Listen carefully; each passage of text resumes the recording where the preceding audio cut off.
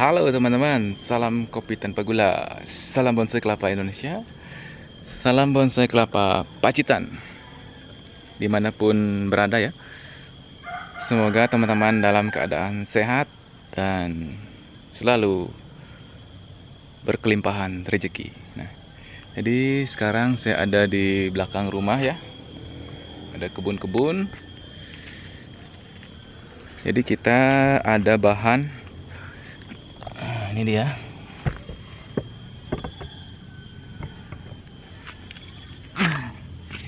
Di sini ada bahan bonsai kelapa 6 ya. Ada 6 teman-teman.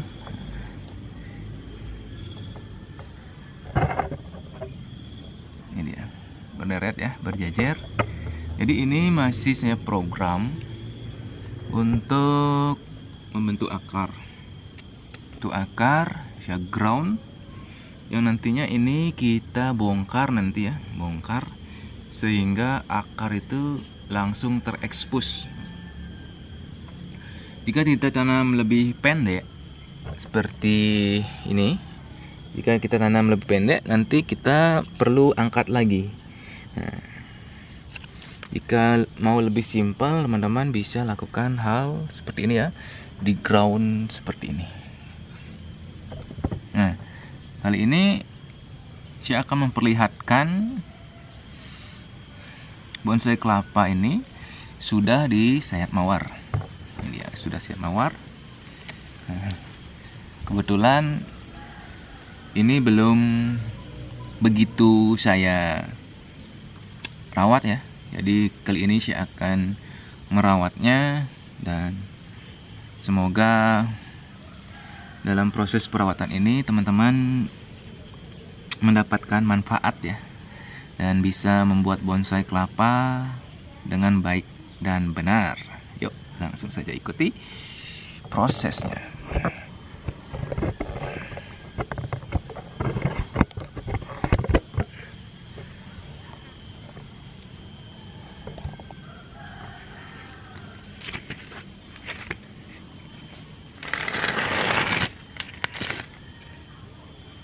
Nah, jadi untuk media ini saya gunakan pasir ya. Saya gunakan pasir bangunan atau pasir yang hitam itu teman-teman. Jadi untuk program awal saat penggunaan pasir itu, menurut pengalaman saya sih untuk proses akar itu sangat bagus ya pertumbuhannya. Ya, kalau teman-teman mendapatkan pasir kali itu juga bagus ya. Kenapa saya bilang bagus? Karena di kali itu kan banyak ada dedaunan yang hanyut. Lalu dedaunan itu akan membusuk dan menjadi kompos. Jadi otomatis tanah atau pasir yang teman-teman dapatkan di sungai itu mengandung unsur hara yang cukup tinggi untuk menyuburkan bonsai teman-teman. Nah, kalau di depan teman-teman ini, nah, di depan saya, ini bonsainya umur sekitar 5 bulan. Nah, daunnya masih tinggi-tinggi ya. Jadi belum bisa kita sebut bonsai kelapa ya. Jadi masih bahan saja ini. Jadi akhir-akhir ini banyak yang bilang kelapa dalam pot karena daunnya cukup tinggi tanpa perawatan. Terkadang teman-teman juga banyak yang memposting di grup ya, di grup Facebook di Bali itu masih bahan sudah dijual ya, jadi susah untuk memberikan harga, apalagi dalam kondisi seperti saat ini. Jadi sebaiknya dirawat dulu, karena menurut saya bonsai kelapa itu sangat mengasihkan dan prosesnya yang mahal teman-teman. Kalau dibilang bahannya sih kelapa yang biasa itu mungkin kalau di Bali kelapa daksina mungkin bisa minta ya, khusus buat yang tidak membuat bonsai kelapa mungkin akan dikasih minta. Nah, jadi ya kita harus menghargai karya kita sendiri tentunya. Proses yang mahal, proses penyayatan, perawatan setiap hari. Jadi dalam 1 tahun itu membentuk sebuah bonsai kelapa yang bagus itu membutuhkan perawatan yang intens ya. Bukan semata-mata teman-teman menaruh kelapa dalam pot tidak dirawat, walaupun dalam jangka 1 tahun itu tidak akan terbentuk sebuah bonsai kelapa yang bagus. Jadi yang baru belajar membuat bonsai kelapa tentunya harus tahu ini ya, teknik sayatan seperti ini. Jadi teman-teman saya juga sudah bisa berbagi ilmunya sekarang, sudah mau membagikan ilmunya di channel-channelnya ya. Tetap semangat ya, salam satu hobi. Semoga kita bisa terus berbagi dan terus dalam keadaan sehat semua teman-teman. Teman-teman YouTuber di seluruh Indonesia tetap semangat, tetap kompak menjaga persahabatan kita ya. Jadi terima kasih atas ilmu-ilmu yang sudah di-share. Jadi mungkin di channel saya ini tidak teman-teman dapatkan, tapi di channel kawan saya pasti ada.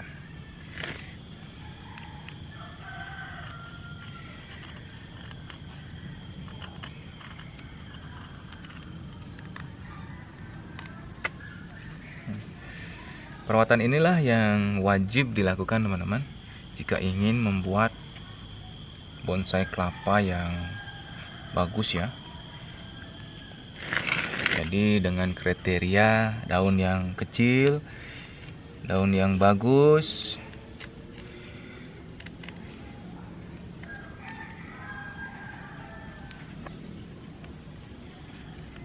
itu teman-teman memerlukan waktu sampai 8 bulan ya. Kalau menurut riset saya, percobaan yang saya lakukan, dalam kurun waktu 8 bulan itu teman-teman akan mendapatkan daun yang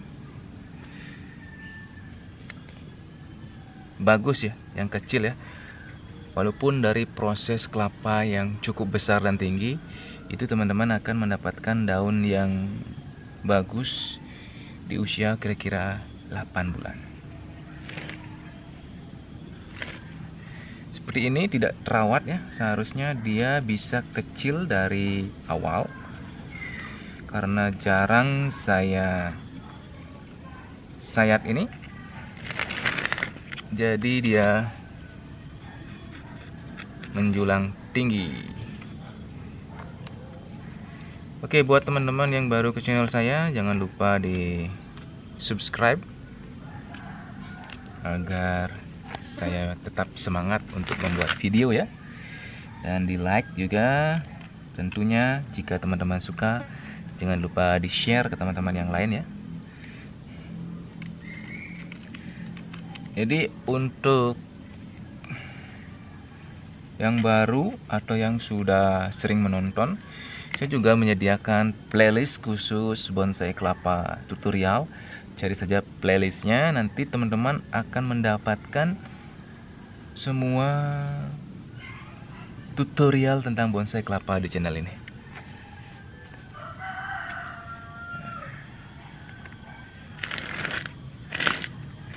Ini belakang banyak ada semut juga. Nah, ini dia. Harusnya kita ini semprot gunakan pestisida seperti bawang putih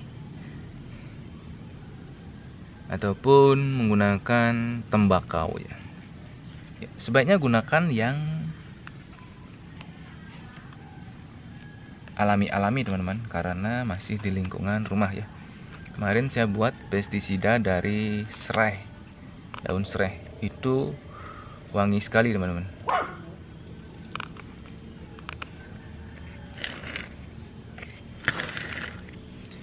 Jadi saya sudah riset dan mencoba penggunaan pestisida daun serai ya. Ya, secara menurut teori sih daun serai itu bisa digunakan sebagai pestisida untuk mengusir nematisida atau cacing ya, cacing yang mengganggu di pot, bakterisida dan insektisida. Insektisida seperti belalang dan lain-lainnya. Kalau ulat masih saya coba apakah efektif penggunaan dari pestisida seperti serai ya. Nanti saya akan share juga cara pembuatannya. Nah, ini baru disayat sedikit saja. Nah, sudah menunjukkan hasil yang lumayan ya.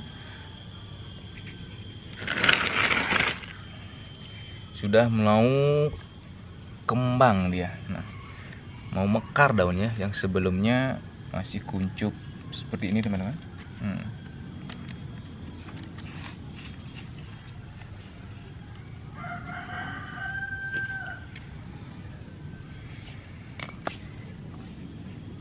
Jadi begitulah sebuah teknik membuat bonsai kelapa agar daunnya kecil.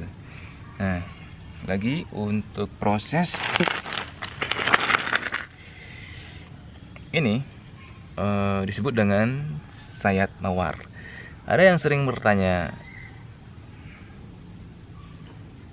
berapa kali Bang untuk proses sayat mawarnya? Jadi untuk proses sayat mawar ini hanya dilakukan 1 kali ya. Nah, setelah proses ini biasanya dia akan mulai mengering-mengering. Dan nah, lakukan penarikan seperti ini ya, antara sayatan satu dan sayatan yang lain. Nah, sampai batas akhir bawah.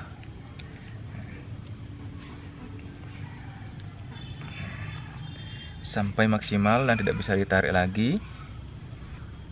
Dan terhenti pertumbuhannya. Nah, jika masih ada tapis yang tinggi, itu lakukan lagi penyayatan.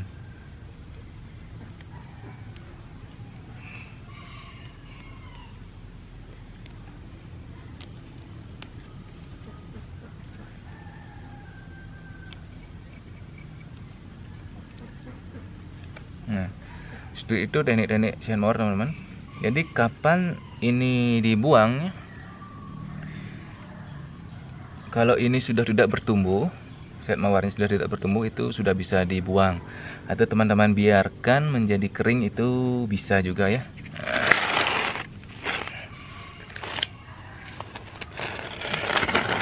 Nah, ini contoh proses sayat mawar yang sudah saya biarkan menjadi kering.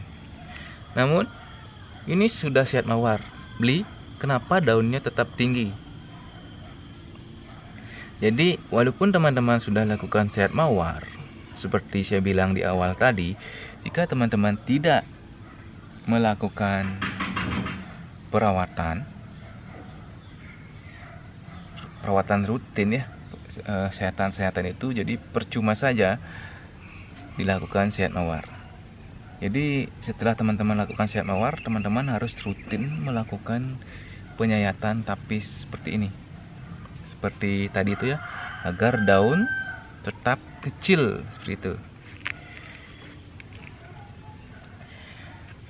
Ini daunnya juga kurang bagus teman-teman. Nah, biasanya di belakang ada kutu putih seperti ini ya. Nah, kutu-kutu putih ini akan sedikit mengganggu dan membuat daun kering. Ujungnya juga bisa menjadi kering. Nah, jadi untuk model seperti ini sudah bisa dibuang ya. Jadi kita akan buang sayatan mawar ini karena sudah kering juga, dan ini termasuk apa ya, sayatan mawar yang gagal ya, karena daunnya cukup panjang. Jadi kita harus mengulang lagi dari awal. Di ini daunnya akan saya potong. Saya lebih suka melakukan teknik pembuangan pelepah agar dia lebih cepat proses pecah daunnya. Pecah daun itu adalah daun yang mekar, teman-teman. Nah, jadi apakah boleh dipecah-pecah seperti ini? Nah, jika dipecah-pecah seperti ini boleh saja, namun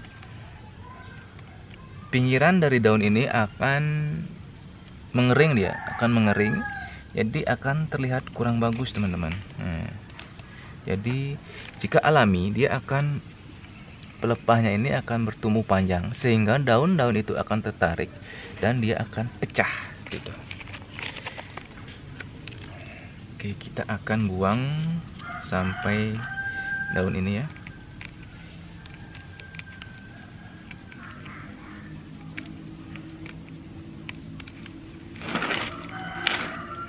Jadi tetap disayat.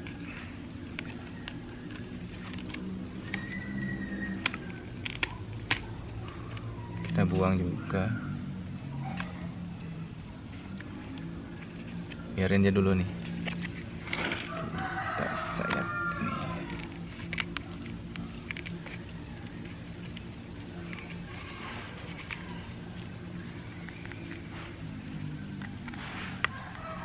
Nah, jadi saat proses penyayatan ini, tarik saja tapisnya dan berikan sentuhan. Nah, otomatis teman-teman akan meminimalkan goresan pada pelepah bagian dalam.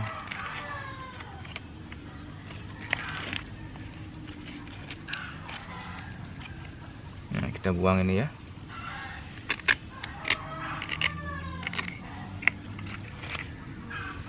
Jadi kurang lebih 8 bulan lagi ini akan menjadi sebuah bonsai kelapa yang cukup indah ya, untuk dijadikan hiasan interior di dalam rumah.